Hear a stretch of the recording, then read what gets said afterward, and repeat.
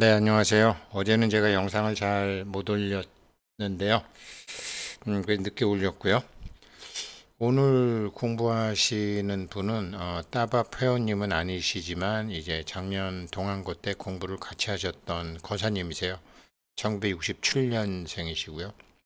근데 이제 굉장히 중요한 편지를 주셨는데 제가 작년에 답을 못 해드렸어요. 조만간 한번 오늘 영상 올리고 조만간 한번 뵙고 방법을 좀 말씀드리려고 그래요. 음, 100일 공부를 하다가 이제 어머니 생각이 나서 편지를 올리는데 엄마 말이 맞냐? 엄마 말이 어떤 거냐면요. 이제 편지를 요약해서 말씀드리면 그러니까 엄마 이제 동안고 보내실 때 편지 보내실 때 87세라고 그랬으니까 지금 88세시고요. 2, 30년 전부터 걷지 못하시는 어머니세요. 이분은 외아들이고요. 집이 참 어려웠다 그래요. 굉장히 어려웠고, 뭐, 정말, 할아버지는 저기, 뭐, 고모들은 동양도 하고, 1967년에 태어났고, 이제 외아들 낳고 난 다음에 이제 엄마는 절에 다니시면서 아마 거기서 이제 무속인 절에 다니시면서 굿을 계속 하시고 이제 굿을 계속 하시고 아버지는 이제 한국전 참전 이제 하셨던 그런 용사님이시고 그러니까 집안이 절단이 나잖아요. 무당 굿을 하게 되면 경제적으로. 그러니까 아버지는 이게 할 수 없이 이런 경우에는 폭력을 쓰게 되는 거죠. 아무튼 자다 일어나면 아버지와 어머니와 그런 게 있었다. 근데 엄마는 이게 이제 벌써 딱 이거를 해야지 할머니가 다 해주신다고 그래서 내가 이 집에 시집 와서 이 집이 정말 먹을 것도 없는데 할머니가 다 잘 살게 해준다고 이거 하는 거다. 이걸 해야지 집안이 풀리고 잘 될 거다라고 해서 하니 참 아버지는 이게 대화가 안 되는 거 아니에요. 그러니까 아버지는 신의 세계가 인식이 안 되고 어머니는 신의 세계가 인식이 되고 인식이 되는 사람은 체험을 하고 인식을 못하는 사람은 체험이 안 되고 인식하고 있는 사람은 그것이 맞는지 틀린지도 모르고 자기 신이 그 할머니의 급수도 모르고 그러니까 끌려가고 아버지는 그래도 세상 구경을 하시고 하셨으니까 그걸 말리고 근데 아들로서 뭐 공군 장교도 갔다 오고 그러니까 아버지가 이해가 된다. 아버지는 갑자기 돌아가셨다. 이제 담배 농사 2002년도에 아버지 돌아가셨다는데 2002년도까지 우리나라가 이제 담배 농사가 있었나 보죠. 참 담배 농사 참 어려운 때 하는 거잖아요. 그래서 이제 아버지 심정지로 농사 짓다가 돌아가셨고 이제 아들로서 아버지에 대한 아픈 마음을 갖고 계시다. 편지 내용이 이랬고 그런데 아직도 아버지 탓하시는 어머니다. 너네 아버지가 굿을 못하게만 하지 않았으면 그리고도 계속 굿 하면서 집 몇 채 사고도 남았을 것이다. 저희 아버지 사업이 힘들 때 어머니가 굿하시는 거를 뭐 박수 불러서 하시는 것을 제가 한번 했었고 또 절에서 이렇게 뭐 구병시식인가 그거 하는 것도 제가 따라가서 한번 본 적이 있어요. 예. 그런데 이제 저는 이제 도인들 만나면서 신들이 아는 것만 알거든요. 그런데 자기네들이 아는 걸 다 안다고 생각해요. 그래서 신들 말 들었다가는 정말로 절단 나죠.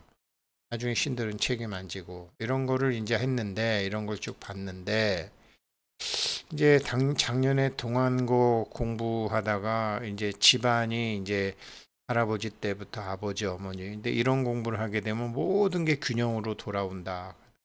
원래 자연은 우주는 다 균형 아니냐. 그래서 이제 외아들인 내가 잘 풀리면 엄마도 잘 풀리고 모든 것이 잘 풀릴 것 같기도 하다. 그런데도 어렸을 때부터 했던 엄마가 지금도 얘기하는 그나마 푸닥거리 때문에 네가 애 셋 낳고 그렇게 잘 살고 있는 거 아니냐라는 엄마의 말이 맞나요? 이렇게 되는 거고. 이것에 대한 걸 아시려면 여러 가지로 이제 좀, 제일 아시려면 이런 게 부처님이요. 부처님이 깨달으신 게 왜 자꾸 태어나야만 했는지 계속 윤회를 하니까. 네, 지금 이제 그 어머니하고 의식 교환이 되신다는 그 할머니, 그 다음에 이 어머니도 돌아가시게 되면 이 이제 아드님이 그 공부를 하셔야 되거든요. 영혼이 이제 죽는다고 해서 그 사람이 죽은 다음에 신통력은 좀 생기지만 이제 죽으면은 이쪽 세상 저쪽 세상이라고 얘기하지만 이쪽 세상과 저쪽 세상은 장소가 아니거든요. 의식 세계란 말이에요. 의식 세계예요. 의식 상태란 말이에요. 그래서 죽는다고 해서 그 사람이 이쪽 세상에서 법계의 이치와 존재의 실상에 대해서 공부를 안 한 사람이 죽는다고 해서 그 잘못된 인식에서 벗어나질 않아요. 그 인식에서 벗어나려면 이 몸을 갖고 있는 이 3차원에서 영혼이 어느 정도 배웠는지, 어느 정도 체험했는지에 따라 달라요. 그래서 여기서 이제 배우고 나면 그 할머니도 그렇고 어머니도 그렇고 저쪽 세상에 가시면은 이제 이쪽 세상에서 알던 게 이게 아니었네, 뻥이었네, 이게 잘못 알고 있었네라는 것을 다 이제 흡수하시고 소화하시고 이제 그러면서 영혼이 차분해지면서 몸을 갖고 있을 때 체험했던 거를 정리를 하는 그런 휴식기를 갖게 되죠. 그런데 이게 몸을 갖고 있을 때 지금 아드님처럼 또 우리 같은 사람처럼 이렇게 법계의 살림살이, 법계의 운영원리, 법계의 오퍼레이션 시스템 같은 데서 공부를 하게 되면 나름대로 의식 수준이 높아져 가지고 영혼이 중음계, 에테르계에 있거든요. 영혼이 에테르계라고 해요. 요즘 젊은 사람 중음이라는 말보다 에테르계가 더 맞죠. 그래서 에테르계에서 더 올라가서 정신계로 올라가고 더 이제 원인계로도 올라가고 이렇게 되는데 어머니나 할머니처럼 몸 갖고 있을 때 무엇을 해야 되는지 부처님도 이거를 깨달으신 거 아니에요. 그렇게 해서 어, 음, 이거를 하시게 되는데 몸을 갖고 있을 때 아드님처럼 이런 공부를 하는 게 아니라 어머니는 어찌됐든 먹고 살려면 누군가의 도움을 받아야 된다라는 그런 삶에서 어떤 의미 있는 배움도 갖지 못하셨기 때문에 다시 한번 환생하시죠. 아버지 같은 경우는 다르시죠. 아버지 같은 경우는 그래도 사회생활도 하고 징용으로 끌려갔던 당신의 아버님도 하고 또 전쟁에서도 보시고 뭐 여러 종교를 가진 사람이 죽기도 하고 다치기도 하고 아무튼 한국의 흥망성쇠를 다 보시는 세대잖아요. 그런 분들은 삶에서 어떤 배움이 있기 때문에 이제 그 달라지죠. 많이 달라지죠. 어찌됐건 할머니나 지금의 어머니 같으신 분은 뭐냐면 몸이 필요로 하는 것에만 열심히 하면서 사셨다라는 거죠. 그러니까 육신의 필요를 넘어서 이 세상을 보는 법을 배우고 육신이 필요로 하는 것을 넘어서 가슴을 열어야지 그때부터 그 사람의 뭔가 배움이 되는 거거든요. 그러니까 생존 차원을 넘는 배움을 이제 하는 거죠. 그 부처님이 그걸 극도로 가르쳐 주신 거죠. 그래서 지금 어머니도 이런 공부를 전혀 못 하셨고 그리고 그 할머니 이게 아까 말씀드렸지만 영혼이 중음에 있다가 육계에서 배운 게 있으면은 정신계 원인계로 가는데 여전히 몸에만 집착하시니까 어머니한테 붙은 거죠. 올라가지도 못하시고 다시 태어나지도 못하시고 그런 분들이 보통 무속인들이 모시고 있는 분들이거든요. 그래서 부처님의 그러니까 신들과 인간의 스승, 사실은 어머니와 할머니를 이 아드님이 가르쳐야 되는데요. 나도 왜 태어났는지 알려면 부처님이 자기가 왜 태어났는지 나도 왜 태어났는지를 알려면 왜 사람은 다 태어날 수밖에 없지? 그거잖아요. 그걸 그 공부를 물론 말씀드릴 거고요. 태어나긴 다 태어나는데 사람들마다 그 앞에 펼쳐지는 일들이 다 다르잖아요. 아드님 다르고 지금 어머니 다르고 아버지 다르고 할아버지 다르고 고모 다르고 저 다르고 사람마다 태어날 수밖에 없었는데 태어난 다음에 그 앞에 펼쳐지는 일들이 다 다르잖아요. 이게 뭐지? 왜 그런 거지? 어떻게 하라는 거지? 이거를 부처님이 깨달으신 거죠. 알아내신 거죠. 그래서 이걸 알게 되면 이제 이번 생에 내 인생의 방향성을 정할 수 있는 거죠. 그래서 우리 이 거사님은 김 거사님은 작년에 동안거 편지를 저한테 주셨을 때 제가 이거를 확실하게 알았으면 가르쳐 드렸을 텐데 이제 그때는 몰랐어요. 그때는 몰랐는데 지금은 제가 정확히 알죠.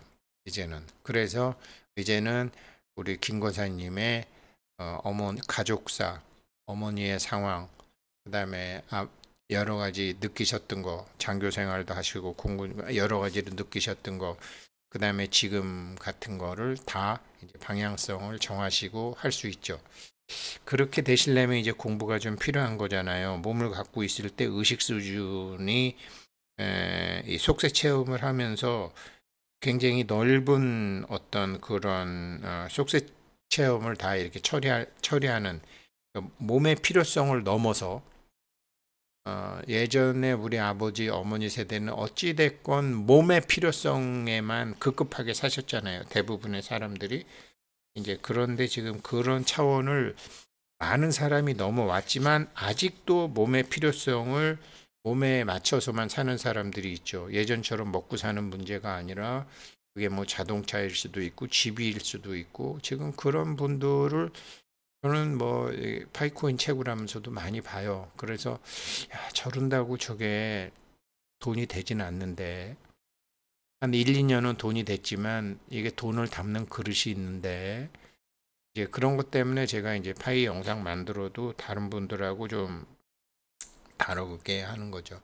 첫째 왜 태어났냐면요. 왜 부처님께서 아르신 게 왜 태어날 수밖에 없었냐면 이게 10,000번 태어나고 10,000번 죽어도 왜 태어나는지를 모르면 자기가 만든 업에 의해서 자기가 끌려서 태어나고 자기가 만든 인연에 의해서 자기가 끌려서 태어나고 이렇게 계속 그 몸의 작용이라든가 업의 작용이라든가 이게 부동이라는 거예요.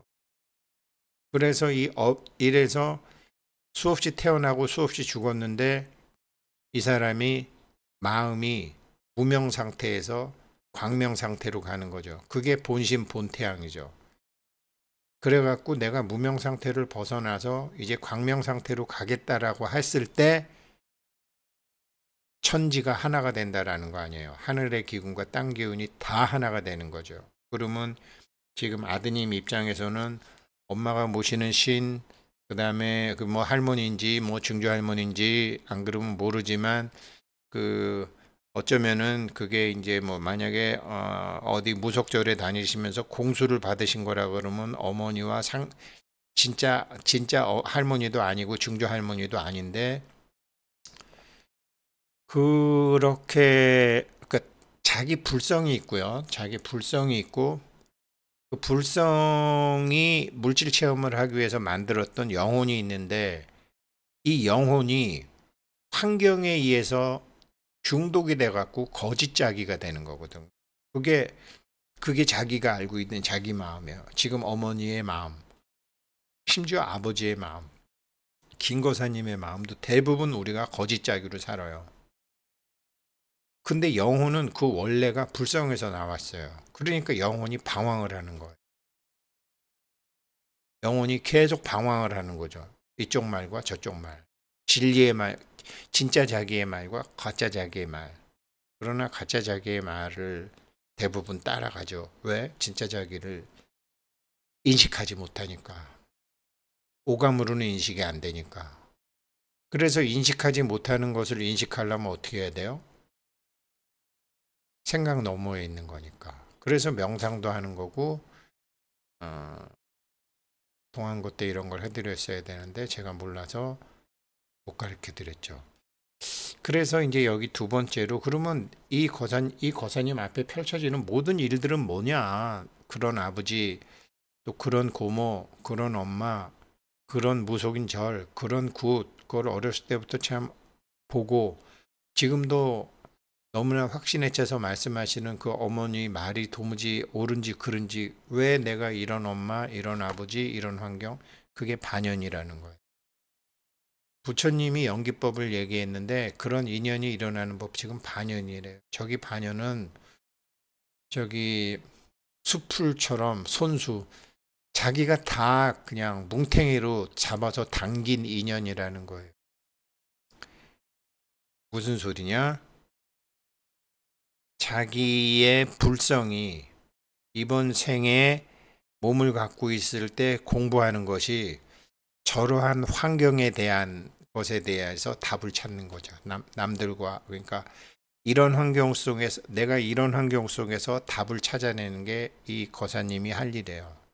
그래서 거사님이 저 어머니와 저 할머니와 저 신과 저 무속인들을 다 가르치는 공부를 하신다라는 게 이게 그 공부를 시작해서 그게 그 공부를 쭉 하시다가 그 공부를 지금 이런 공부를 쭉 하잖아요. 하다가 보면은 까닭없이 눈에서 눈물이 많이 나와요. 왜 그러냐면 영혼이 가짜 자기와 진짜 자기에 이렇게 왔다 갔다 하다가 진짜 자기의 본성이 있기 때문에 까닭없이 눈물 흐르는 일이 생겨요. 그래가지고 이거를 먼저 자기가 자기를 가르치는 제가 저를 가리키는데 본격적으로 가리킨 게 작년 11월 달이에요. 동안거 때예요. 지금 한 10개월 되는 거예요. 그래서 이렇게 되면 물론 아직도 제가 흔들리지 않는 건 아니지만 그래도 거진 안 흔들리죠. 그렇게 하셔야지. 그렇게 하시면 일이 다 풀리시고 아까 여기 말씀드렸던 것처럼 자기 삶의 방향을 내가 왜 태어났는지 이거는 누구나 다 만학만내하면서 자기가 왜 태어나야만 했는지를 왜 내가 수도 없이 태어나야 되는지를 알아야 되는 거죠.